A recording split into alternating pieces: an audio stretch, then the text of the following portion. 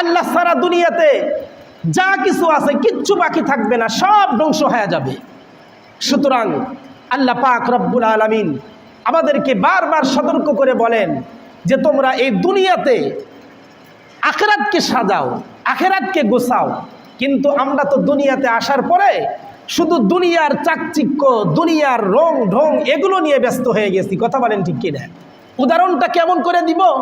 মনে করেন এই যে আমার কাছে একটা বই আছে, খুব ভালো করে খেয়াল করেন। এই বইয়ের এই পৃষ্ঠাটা কিন্তু অনেক রং দিয়ে সাজানো, অনেক সুন্দর করে সাজাইছে, কিন্তু এবারের পৃষ্ঠাটা পরিপূর্ণ সাদা রয়ে গেছে। কথা বলেন ঠিক কিনা?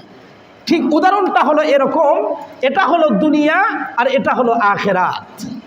এখন আমি আর আপনি দুনিয়ার জমিনের উপরে আছি।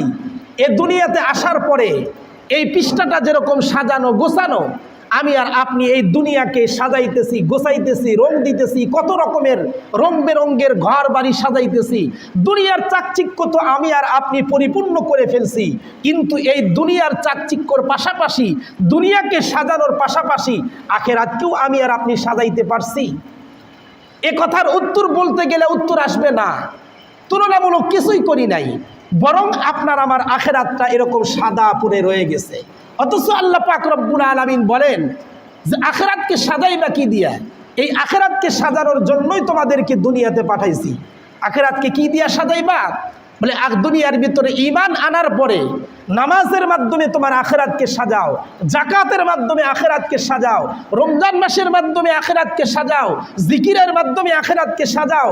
এক কথা, দুনিয়াতে যত নেক আমল আছে এই সমস্ত নেক আমলের মাধ্যমে আল্লাহ পাক রব্বুল আলামিন আমাদের আখিরাতকে সাজায়া দেন। সুবহানাল্লাহ। এজন্য আল্লাহ পাক রব্বুল আলামিন সূরা রহমানের ভিতরে বলেন, কুল্লু মান আলাইহা ফান ওয়ায়াবকা ওয়াজহু রাব্বিকা যুল জালালি ওয়াল ইকরাম। আল্লাহ পাক রব্বুল আলামিন বলেন, দুনিয়াতে যা কিছু তোমরা দেখতেছো, যা কিছু করতেছো, এই দুনিয়ার রং রং চাকচিক্য একদিন থাকবে না, বরং দুনিয়ার নামটাই থাকবে না, সব কিছুকে আমি মিশাইয়া দেব। ওয়ায়াবকা ওয়াজহু রাব্বিকা যুল জালালি ওয়াল ইকরাম। আল্লাহ পাক রব্বুল আলামিন বলেন, শুধুই মাত্র বাকি থাকবে আল্লাহ, তার অস্তিত্ব ছাড়া পৃথিবীতে কিছুই থাকবে না। এমনকি ইসরাফিল, যিনি বাঁশিতে ফুৎকার দিয়ে পৃথিবীকে ধ্বংস করে দিবেন, আজরাইলকে ডাকদা বলবেন, আজরাইল, ইসরাফিলের জানটাকেও তুমি বের করে নাও।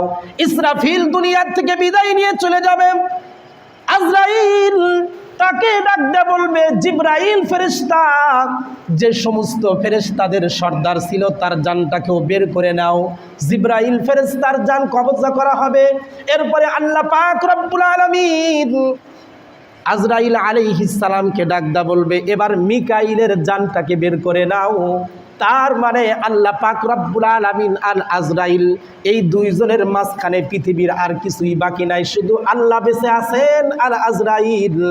শেষ পর্যন্ত আল্লাহ তাআলা আজরাইলকে ডাকদা বলবেন, আজরাইল, এতদিন পর্যন্ত পৃথিবীর সব মাখলুকের জান তুমি বের করছো, আজকে তুমি তোমার নিজের জানটাকে বের করো।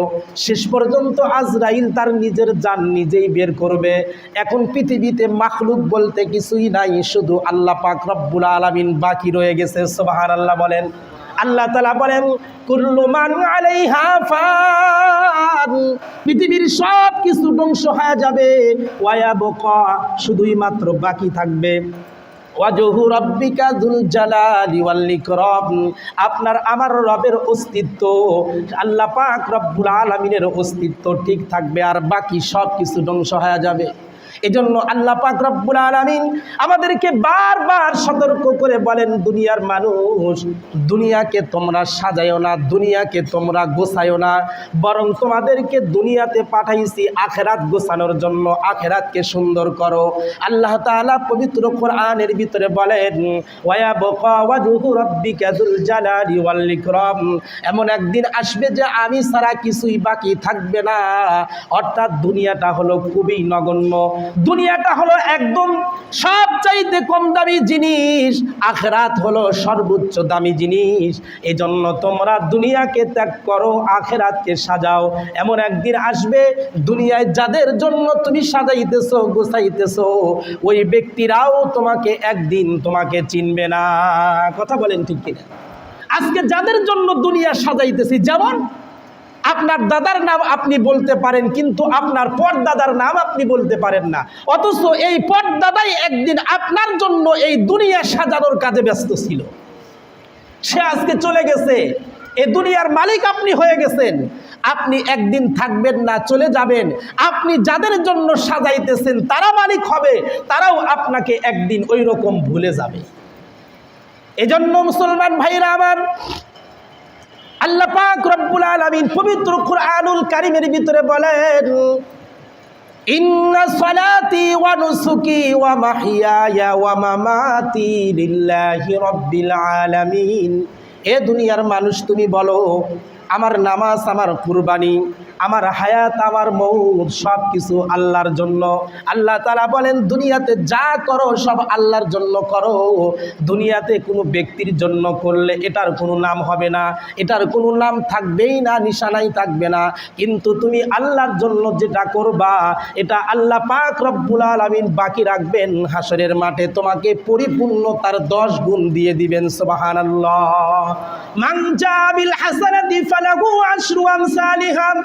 আল্লাহ পাক রব্বুল আলামিন বলেন কোন ব্যক্তি যদি দুনিয়ার জিন্দেগিতে একটা মাত্র নেক আমল করে আল্লাহ পাক রব্বুল আলামিন তাকে কমস কম তার 10 গুণ বেশি বদলা তাকে দিয়ে দেয়। সুবহানাল্লাহ। হাদিস শরীফের ভিতরে আসছে, আল্লাহ রাসূল বলেন আল্লাহ তাআলা 50 ওয়াক্ত নামাজ ফরজ করেছিলেন, শেষ পর্যন্ত 5 ওয়াক্ত রেখে দিয়েছেন, বাকি 45 ওয়াক্তকে বাতিল করে দিয়েছেন।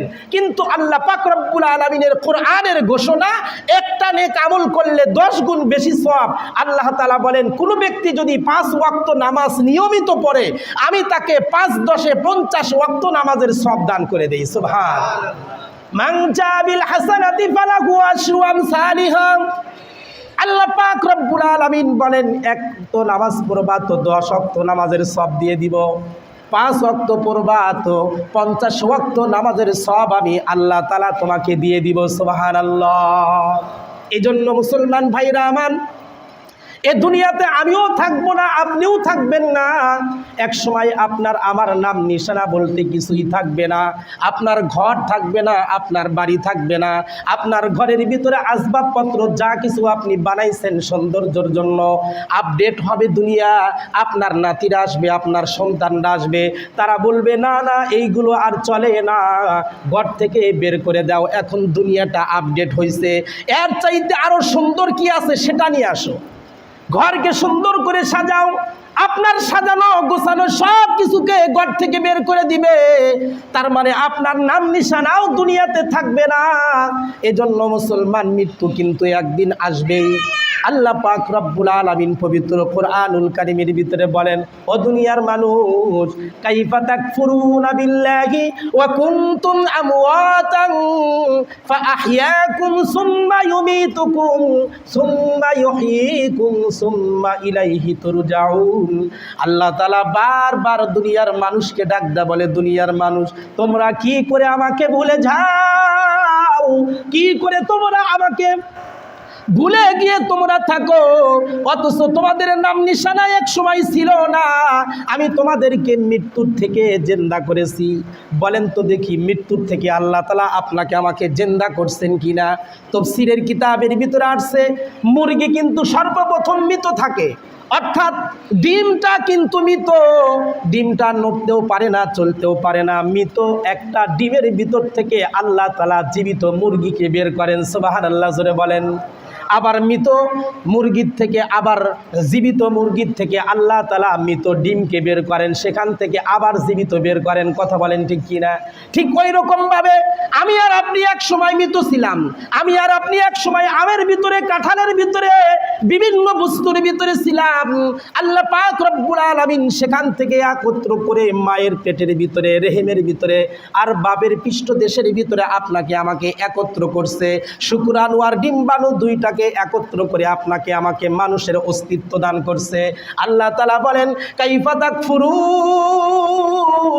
ও দুনিয়ার মানুষ কিভাবে তোমরা অস্বীকার করো, কাইফা তাকফুরুনা বিল্লাহ, কিভাবে তোমরা আল্লাহকে অস্বীকার করো, ওয়া কুনতুম আমওয়াতান ফাআহইয়াকুম, অথচ তোমাদেরকে আমি মৃত থেকে জীবিত করছি। সুবহানাল্লাহ, জোরে বলেন।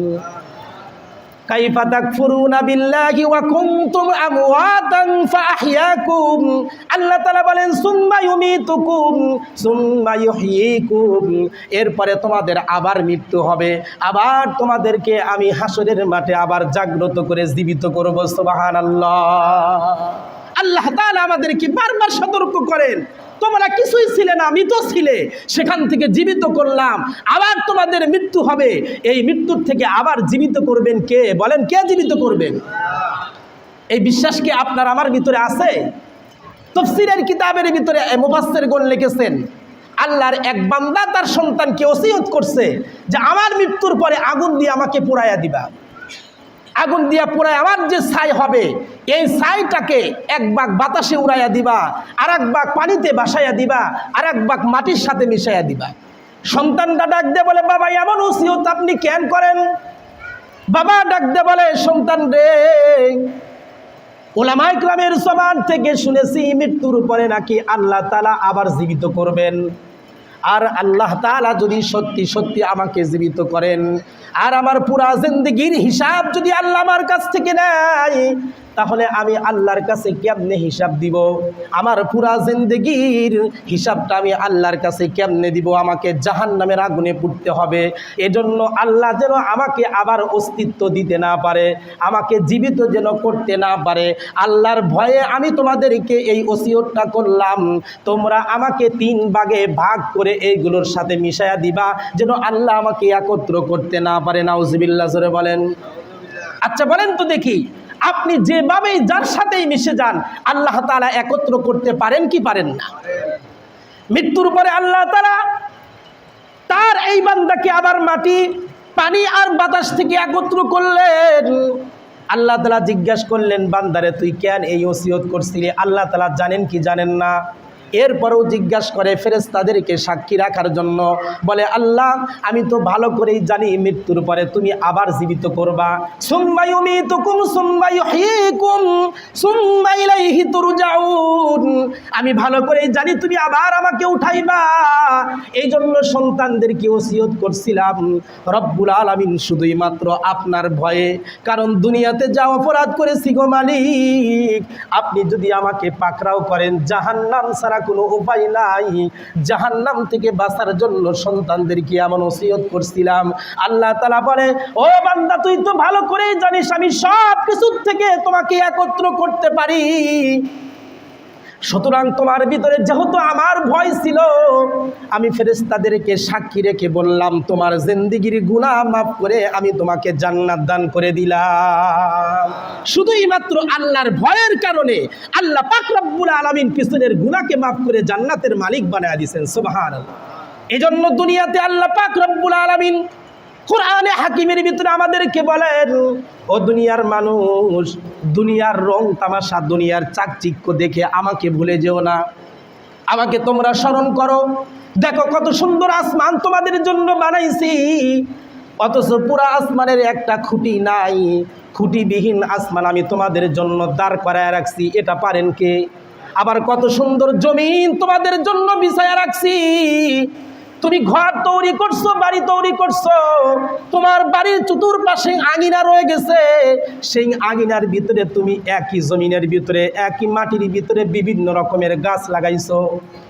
একদিকে তুমি কাঁঠাল গাছ লাগাইছো, কাঁঠালের ভিতর থেকে মিষ্টি রস আমি তোমাকে দান করি, আবার অপর পাশে তুমি লেবু গাছ লাগাইছো, সেখান থেকে আমি তোমাকে টক দান করি, আবার বাড়ির অপর আঙিনায় তুমি মরিচ গাছ লাগাইছো, সেখান থেকে আমি তোমাকে ঝাল দান করি, আল্লাহ পাক রব্বুল আলামিন বলেন, এরকম একই মাটির থেকে একই জায়গার থেকে তোমাকে বিভিন্ন রকমের নিয়ামত আমি তোমাকে খাওয়াইতেছি। সুবহানাল্লাহ, জোরে বলেন। ও মানুষ, একবার তুমি চিন্তা করে দেখো, পৃথিবীর কোনো মানুষের ক্ষমতা নাই, পৃথিবীর কোনো মানুষের ক্ষমতা নাই মাটির থেকে এরকম তৈরি করতে পারে, অথচ আল্লাহ তাআলা একই জায়গার থেকে একই আঙিনার থেকে বিভিন্ন গাছের বিভিন্ন রকমের ফল আল্লাহ তাআলা আপনাকে আমাকে খাওয়াইতেছেন। সুবহানাল্লাহ। এই সুন্দর চাকচিক্য দুনিয়া পেয়ে আমরা যেন আল্লাহকে ভুলে না যাই, এজন্য আল্লাহ তাআলা বারবার আপনাকে আমাকে সতর্ক করছেন, হে দুনিয়ার মানুষ, আমাকে ভুলে যেও না।